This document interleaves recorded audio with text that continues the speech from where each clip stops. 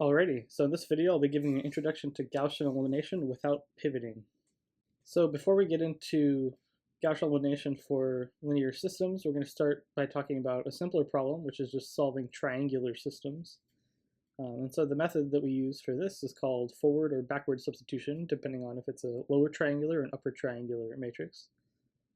So kind of one fact to remember about triangular matrices is that if we draw them out, we actually already know all of their eigenvalues. Right, so if it's a lower triangular matrix, we can just pick out the all of its eigenvalues are just the entries down its main diagonal, and then the same thing would be true for an upper triangular matrix. And so one immediate thing that we get out of this is that a lower or an upper triangular matrix can only be invertible if all of its main diagonal entries are non-zero. Right, because then, say, the determinant would be the product down the diagonal of either the lower or the upper triangular matrix, and that would give us 0 if and only if any of the diagonal entries was 0. So that's kind of our invertibility fact about lower and upper triangular matrices. So how do we actually do this? So I'm going to show you forward substitution. So I'll write forward sub for a lower triangular matrix. So you probably maybe seen this before in, say, Math 22, but so the idea is I might have a lower triangular matrix, say L11, L21, L31, L32, L22, and L33. So it's this lower triangular, so all these other entries that I haven't drawn are 0. And I might want to solve, this is times x1, x2, x3 is equal to some right-hand side vector that has 3 entries.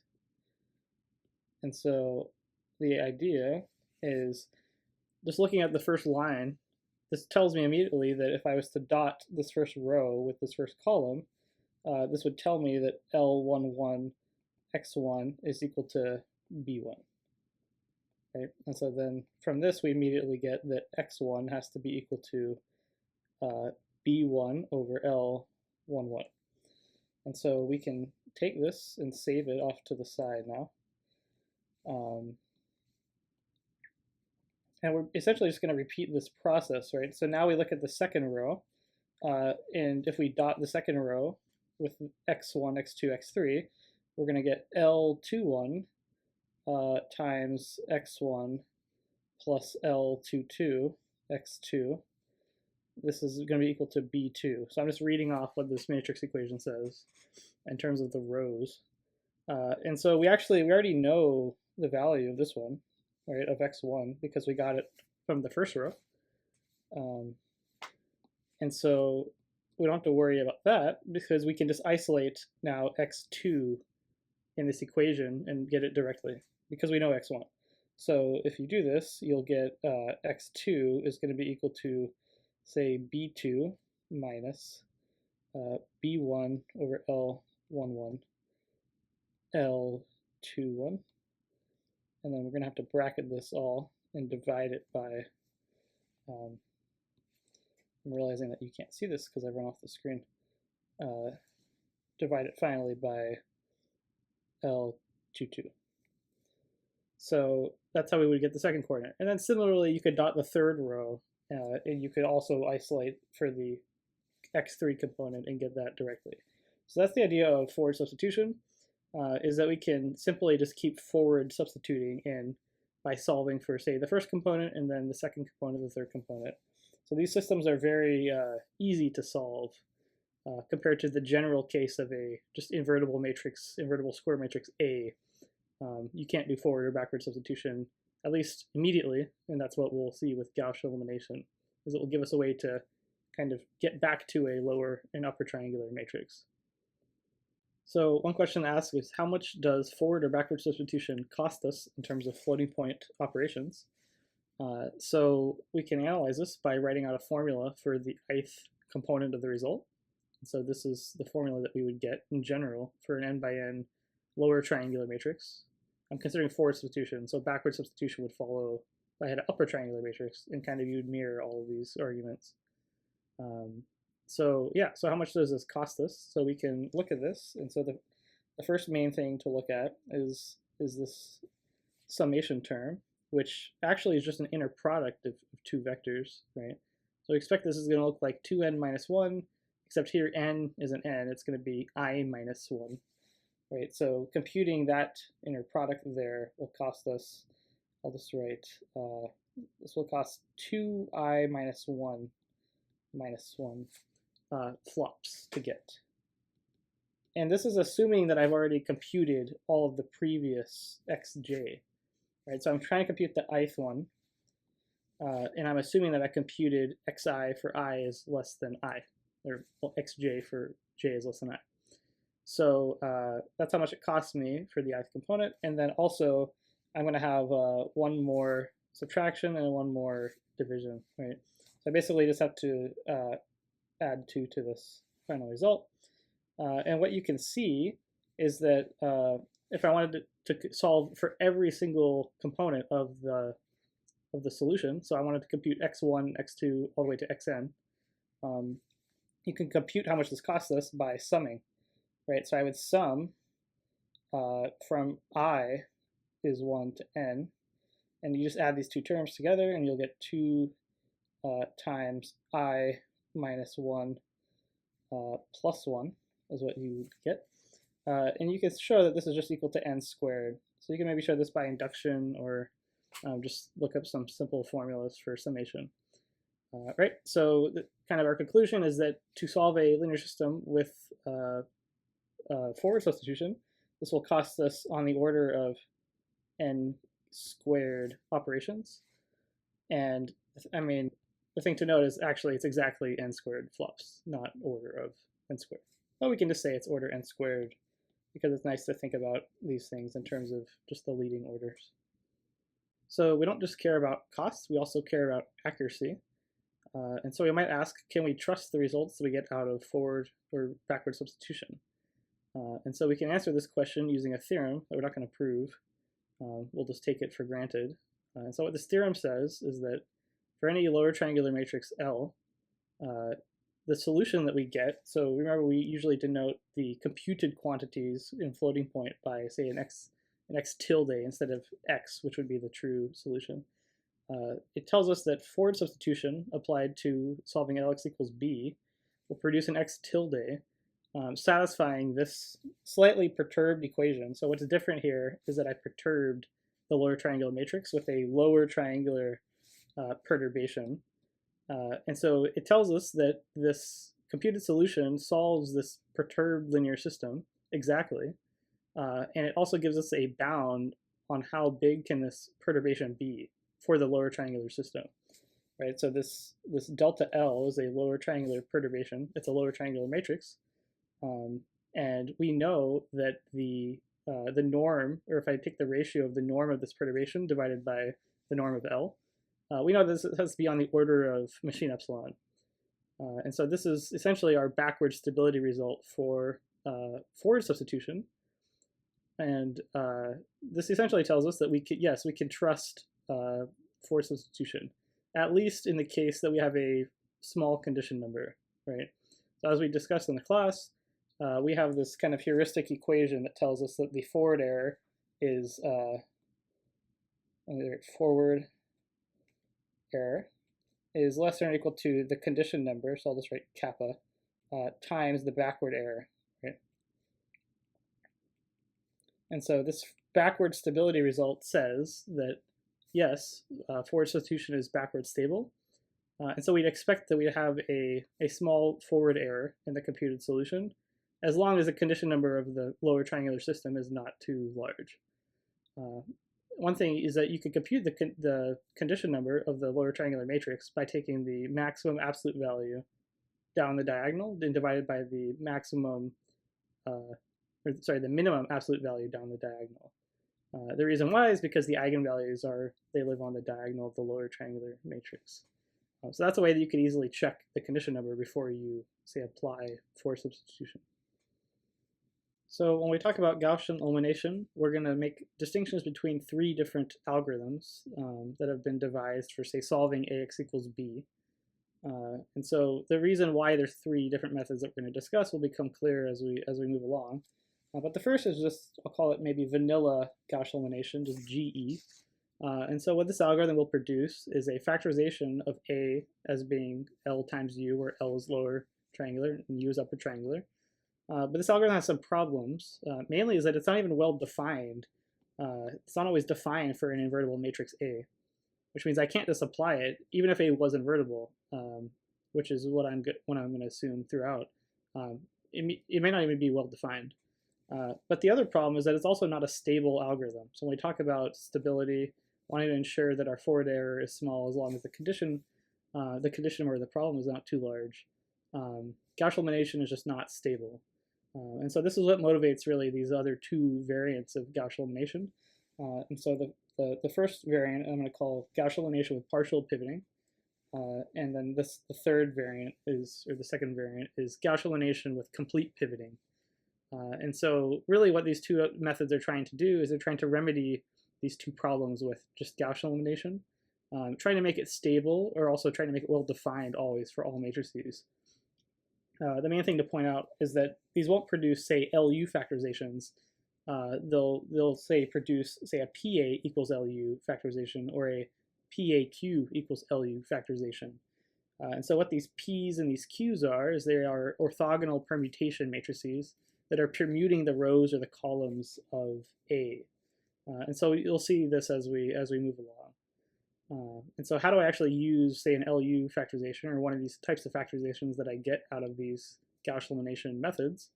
Right, so if I want to solve AX is equal to B, I'm just going to insert the LU factorization. Say that I used Gaussian elimination and it succeeded, and it was well defined.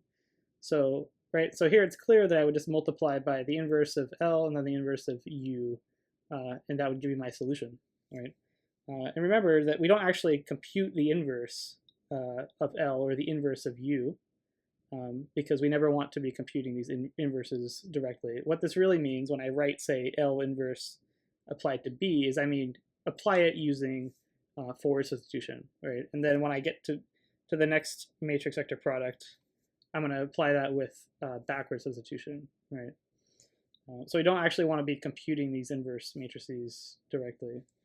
And kind of the same story holds for these other two types of methods, right? So if I wanted to solve it with Gaussian elimination with partial pivoting, I would first multiply, right? So let me write, I would say PA, I want to solve PA, I still want to solve AX is equal to B, but I know that if I take this equation and I multiply it by the left on both sides, I get PA X is equal to PB, right? And then I could replace it with the LU factorization, right? So LU X is equal to PB. So it's clear that in this case, all that happens is I need to first multiply B by P, and then I would proceed as I just described. And then you can do something similar for Q if I was doing Gaussian elimination with complete pivoting. Right, so in all these cases, they just give us kind of factorized ways to solve for the solution to the linear system. So before we dive into the details of these Gaussian elimination methods, I'm first going to give you a little overview of the history of how these methods were developed. So people have been using these elimination methods for a very long time. It seems about as early as 3300 BC.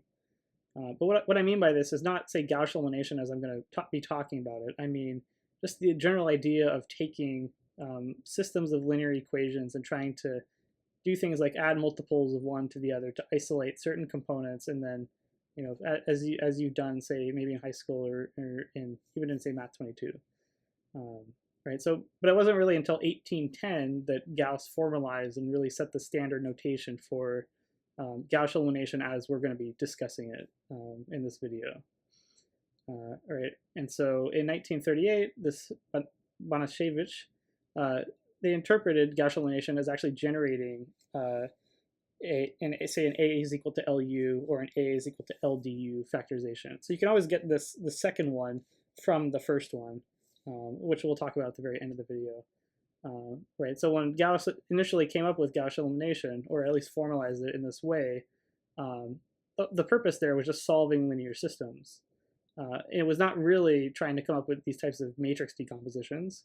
In 1938, that was when this was pointed out that, hey, we're generating a factorization as we solve ax is equal to b. And so around 1943, 1946, this is when some people, including Hotelling and von Neumann, they started to realize that Gaussian elimination was not a stable algorithm. They actually published a paper where they recommended not to use it to solve linear systems. So right after arguing that Gaussian elimination was not a stable algorithm and shouldn't be used, von Neumann actually changed his mind in 1947 because he realized that Gaussian elimination was fine for SPD matrices, in the sense that it actually was a stable algorithm without any modifications. And then also in 1948, Turing published a theorem that addressed for general invertible matrices A, kind of this theorem that says if all the principal submatrices are invertible, which means, so I take my matrix A and I just say, look at, this would be a principal submatrix, as if I take a square kind of slice beginning from the upper left corner. And if all of these slices that I might take are also invertible, then we actually know that this A is equal to LU factorization exists. The other way to phrase this is that we don't need pivoting, at least theoretically we don't need pivoting if all the principal submatrices are invertible. And so you might even say that Neumann and Turing, they rehabilitated Gaussian elimination kind of in these two papers. But really, I would say in 1961 is where kind of one of the most important things in the history came about, which was when Wilkinson introduced the ideas of partial and complete pivoting, and really showed this backward stability analysis for explaining why is partial pivoting, it's not always backward stable, but it's usually backward stable. But then also why is with complete pivoting, is it always backward stable? And so kind of relevant to this class, this is really the numerical result that we really care about, and is why we were able to get accurate computations, or why we know that we can get an accurate result if we use, say, partial pivoting or complete pivoting. So the approach that I'm going to take to introducing Gaussian elimination in this video is known as the elementary matrix approach. And so the idea is pretty simple. I'm going to start with my invertible square matrix A. And what I want to do, and I'm going to explain how we do this as we go along. What I want to do is find a sequence of matrices I'm going to call M1, M2, all the way to Mn minus 1. I want to try to find a sequence of, and what's going to be true about these is that they are lower triangular. So a sequence of lower triangular matrices that I multiply A by from the left, such that this product becomes upper triangular. So in other words, you could say that these M's, when I multiply them by the left like this, that they end up upper triangularizing A. And so one thing, because I told you that we want these M's to be lower triangular, one thing that you can show is that the product of lower triangular matrices is again lower triangular. So you could say that this, the product of all these, I'm going to call it L inverse, which is also lower triangular because the inverse of a lower triangular matrix is lower triangular. Right? And so, but then at the end of the day, what we could do is we could multiply by the left and the right by L on the left and the right side of this equation, and this would then give us A is equal to LU. Right? So here, this L is going to be given by L is equal to the product of M1 inverse all the way to Mn minus 1 inverse. That's the relationship. Right? So this is the kind of the thing that we want to happen. We want all of these M's to be very quick to invert, or at least something special to happen, right? Because I don't want to actually compute the inverses of all these M's. And so let's see what happens. So to get us started, I want to ask a very simple question, which is it possible to find a lower triangular matrix such that when I apply it to a given vector z, that what it does to that vector is that it zeroes out all but the very first entry in the vector. Right? So I'm going to call this M. And what I want to be true is that when I apply M to z, what it does is that it returns to me z1 and then followed by all zeros. And so it turns out that the choice that you can make that satisfies these conditions that I want would be the matrix given by, let's write 1 minus z2 over z1. Go all the way down, and then minus zn over z1. So you're always dividing by z1, and then you're just taking basically the ratios of these components. Now, if you're familiar with Gaussian elimination from Math 22, what these ratios are called are multipliers, and they're kind of they're encoding what are these ratios of that top row, say in Gaussian elimination, that I need to kind of subtract from these other rows. But we're not quite there yet. So for right now, we're just looking at the simple question of I want to find this matrix M that will multiply by Z and then zero out all of the entries below the first component. Right? And so what does this matrix look like? The first column looks like 1 followed by possibly non-zero entries. But then all of the rest of the matrix looks just like the identity matrix. Right? So if I erased, say, if I erase this entire column, then what I just drawn is an identity matrix. Right? And so why does this give us, or why does this do what we want? So if I take M and I apply it to Z, we can just actually compute exactly what this does. And so what we would get is well, the first component is going to be Z1. The second component is going to be minus Z2 over Z1 times Z1, and then plus Z2.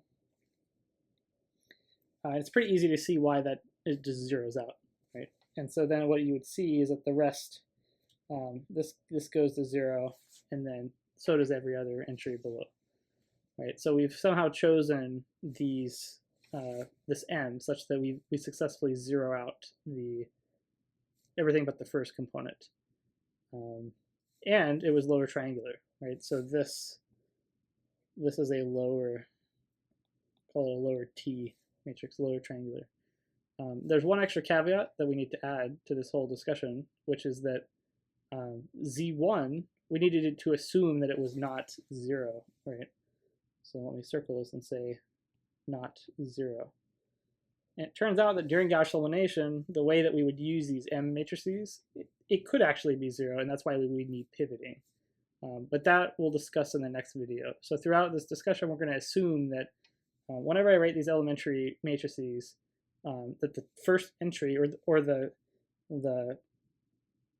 these entries are not 0, so that I'm basically going to squint and ignore this division by potentially 0 error that we would encounter.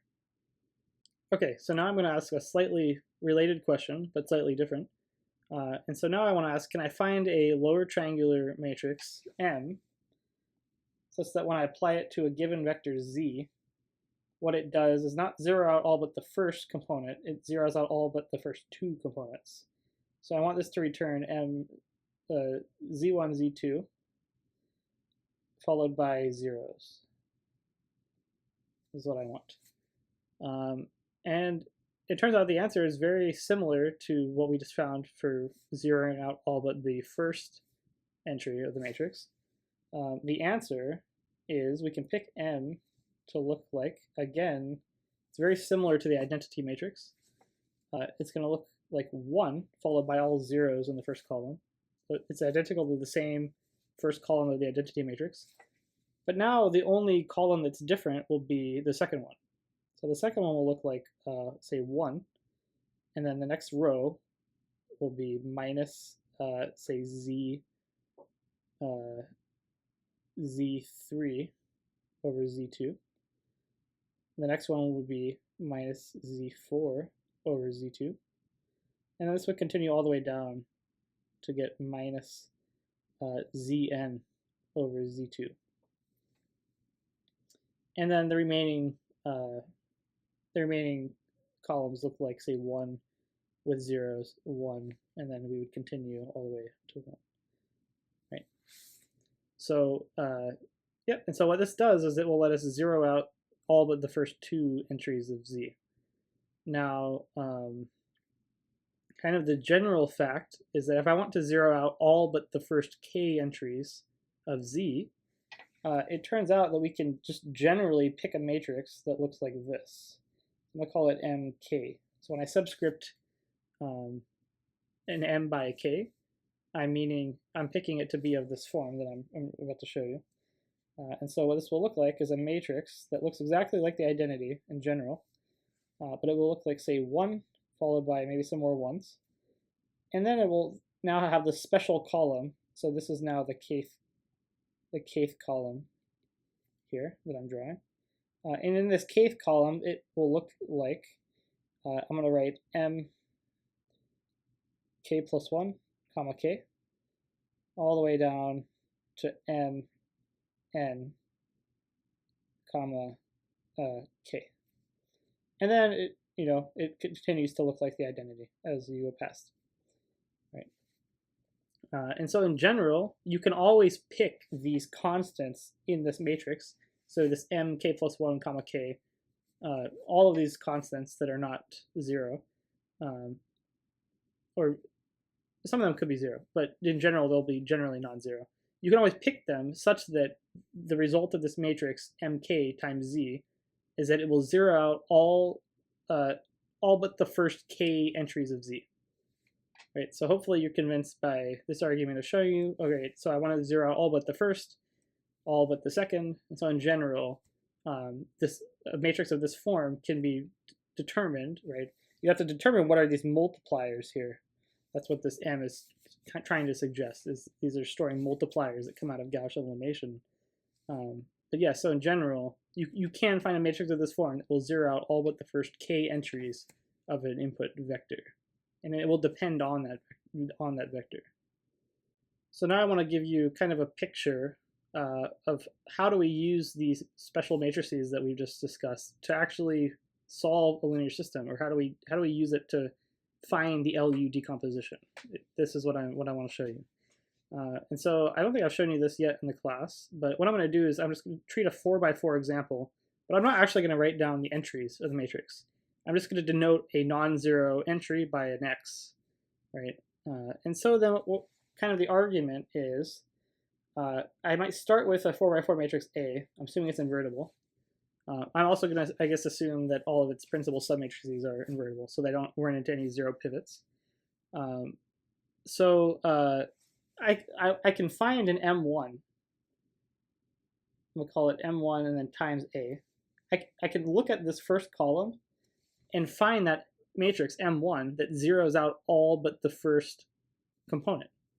And so the result of this, what this will give me, is another 4x4 matrix where that first component remains unchanged. So as I move from one matrix with an arrow to the next one, an X means that that entry has been unchanged from the previous operation, or from the previous state of the matrix. But what happens, right? So I'm not going to draw all the zeros that just showed up below, right? Because that's what M1 has done to the first column. I apply it to the first column of A, and it will zero out all but the first entry of that first column. But then, in general, all of the remaining entries changed in the other columns. And the other ones did not get zeroed out, right? Because remember, that multiplier depended on that vector. So it will not zero out for all vectors. It's only for that specially chosen vector. And what I mean by when I draw an X with a circle around it is that that entry has changed since the previous iteration, right? So here, the only one without a circle was this one at the very top, because it remained unchanged, but the rest of them will change.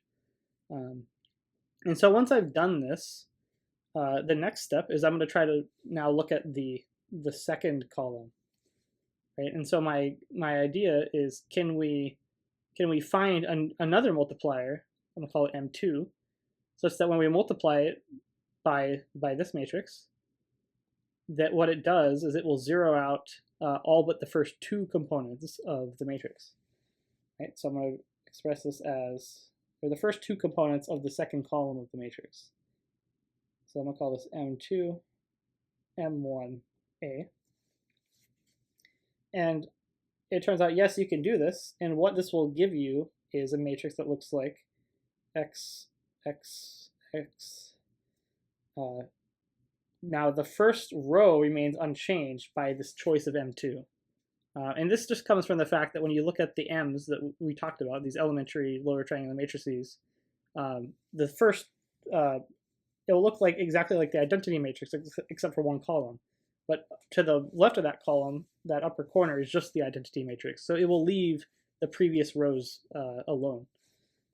And so what happens here is that then the remaining columns, I can kind of fill them in like this, right? Because we chose M2 such that it would zero out these entries in the matrix, right? That was how we will define M2. I'm kind of showing it to you this way because I don't want to like scare you with a bunch of numbers and a bunch of having you actually work through pen and paper. This is just kind of giving you a general idea for the process of Gaussian elimination via these elementary row or these elementary lower triangular matrices. Okay. And so we can just keep repeating this process until we get to an upper triangular matrix, right? So I will find an M3 such that I can take M3, M2, M1A. And what this will give me is, so now that's the first two rows that are unchanged. And then I will get something that looks like this. Right, so basically the only ones that will actually change will be these two. And of course, if it changed to a 0, I'm just not drawing it. That's the other thing I should point out. Right, and so this M3 was chosen. This M3 here was chosen to basically zero out that one component. Right, and so now at the end of this process, we have produced an M3, an M2, and an M1, such that M3, M2, M1 times A is equal to this upper triangular matrix U. Right, so I'm calling U now is just this result, the result of this process. And so, you know, we could go through the algorithm if you go look at, say, a block of code for how you would actually represent doing this. And what you would find is that computing these M1, M2, and M3s, this would cost you something cubic in the number of the size of the matrix, right? So that's your kind of difference from, say, forward or backward substitution.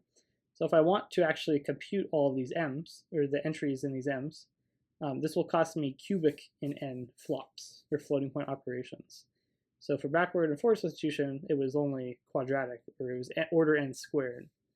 So this is kind of it's an order of magnitude more expensive when I'm trying to, say, factorize A into ln U than it is to then later solve with forward or backward substitution using L and U.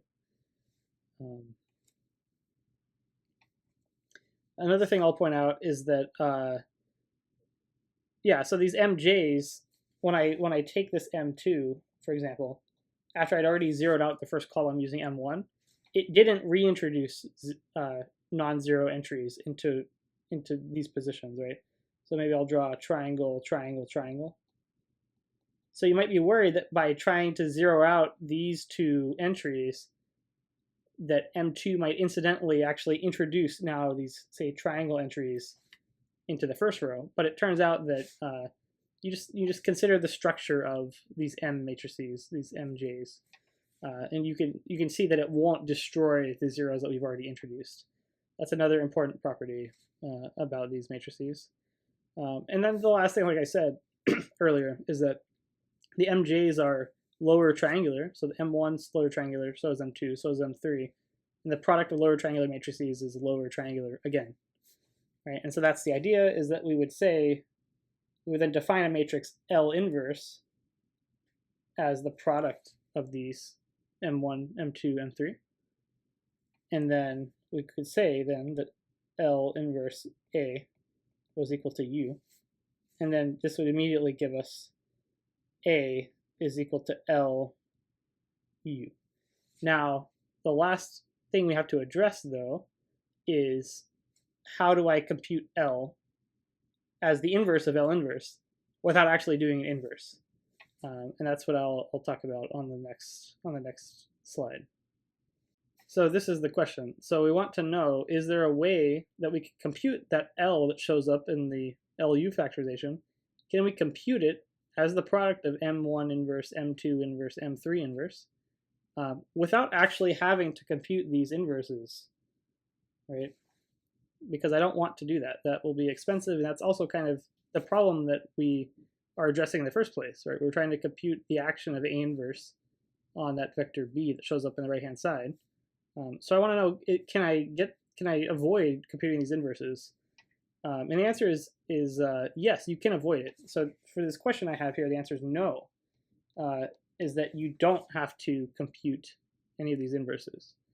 So here's a proposition for you. And you'll prove kind of, I'll probably pick a simple case, say n is equal to 4 or something, and you'll prove this on your problem set. So if I take mk, and I'll say that this is equal to, again, it's just this elementary, lower triangular elementary matrix, and it will look like minus mk plus 1 divided by mk all the way to m to minus mn divided by mk, and then followed by 1s. The proposition is that the inverse of this matrix is given very simply by, let me write M inverse. You take the same matrix and you just drop the minus signs. So it'll be 1 all the way to 1, 1, and it would be mk plus 1 divided by mk all the way down to mn divided by mk, and then 1 to 1. Right. So maybe let me push it up a little bit so you can see the bottom. Yep. Right. So that's the idea, is that actually the inverse of these mk's, it looks exactly like the same matrix as mk, except I just flip all these minus signs to pluses. Yeah. So that's proposition 1 for you as to why these elementary matrices are so special, or why they're so fundamental or important, why we work with them. I'll give you a second proposition. So maybe let me circle all of this, maybe try to minimize. I'll still kind of leave it up in the corner for you.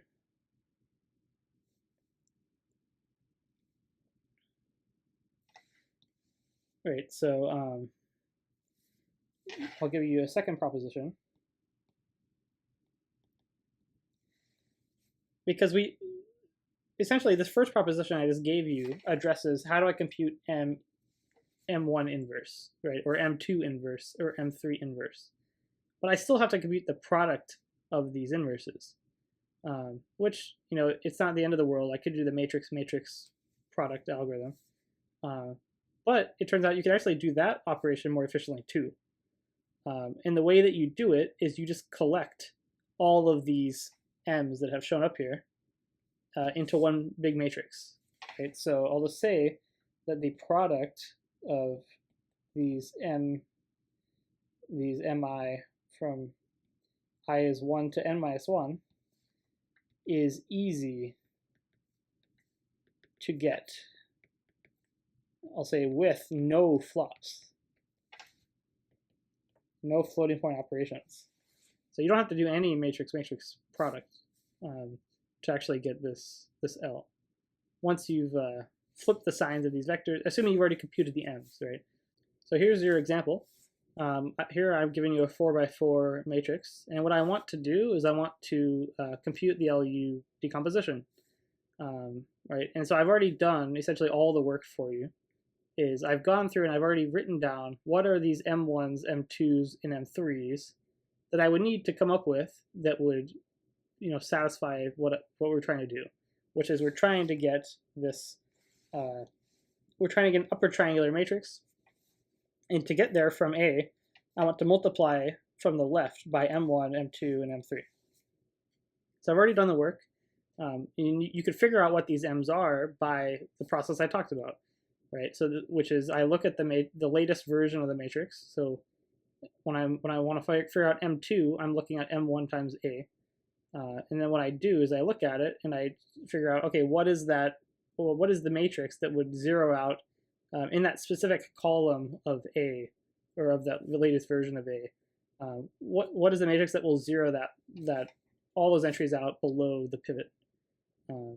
So that's the idea. So I've already done the work for you, and so now I'm just going to show you how do I collect, how do I figure out what this L is, right? So once I know the M1, M2, M3, then I'm just going to tell you it's very simple to figure out what L is. And all you have to do, right? So if I wanted M1 inverse, remember we would just take this matrix and then we would change all the signs to pluses, right? Or I would flip the sign in general, right? From whatever it was. And then to figure out the product, which is the new thing I haven't shown you yet. So the resulting matrix, you can show that it's just going to be 1, 1, 1, 1. It's going to be lower triangular. And the way that I read off the entries now is I flip the signs of of what I have upstairs. So this will be 5, 1, 2. This will be 1/4, 3/4, and then this last one will be 1/2. Right? So that's as simple as that. Right? So if I can compute the M inverses easily, the M1 inverses or the M2, the M3 inverses, and then to multiply all those inverses together, you just form this matrix by just kind of stacking them where they were in the M1, M2, M3. Right? So when I say we collect them with no extra work, that's all we do, is we just kind of insert them into the matrix like this. So to summarize this elementary lower triangular matrix approach that we talked about in this video to Gaussian elimination, what did we do is we showed why you can always find a sequence of lower triangular matrices. I'm going to call it M1, M2, all the way to Mn minus 1. So you can find these M's such that they upper triangularize A when I multiply it by the left. All right, and then from this I could extract this A is equal to LU factorization, where the L is given by the product of MI inverse for all of the MI. And so we showed why you can do this, and also what we just finished showing was why is it very easy, once I know the MI, to just figure out what L is. It's very quick. It requires no extra work. Once I've computed the MI, I don't need to do anything else. I just need to kind of move these entries around into one big matrix and flip a couple signs when I'm doing so. Kind of one last point I wanted to bring up was you might also see the LDU factorization. All right, so here I've written it as LDU tilde. What I mean by the tilde is that it's not quite the same thing as U. And the way that, but you can basically always get this A LDU factorization from the LU factorization, right? So if I had A is equal to LU, the L's would be the same because you can show that these things will be unique if all of the principal submatrices of A are invertible. Then the only question is, how do I get the D and the U tilde from the U, right? And it turns out the way that you do it is you can determine this diagonal matrix to be I take in my A is equal to LU factorization, I take the diagonal entries from the U and I kind of just stack them into a diagonal matrix like this. So this diag operator takes the input vector or the input entries and makes the diagonal matrix. And then you can show that this U tilde has unit diagonal, so it has ones on its diagonal, and will be it's just a simple rescaling of the diagonal of the U that you get from the LU factorization. And if it wasn't clear from this video, The L in either case, the LU factorization or the LDU factorization, it always has unit diagonal. Which by unit I mean all the diagonal entries are 1.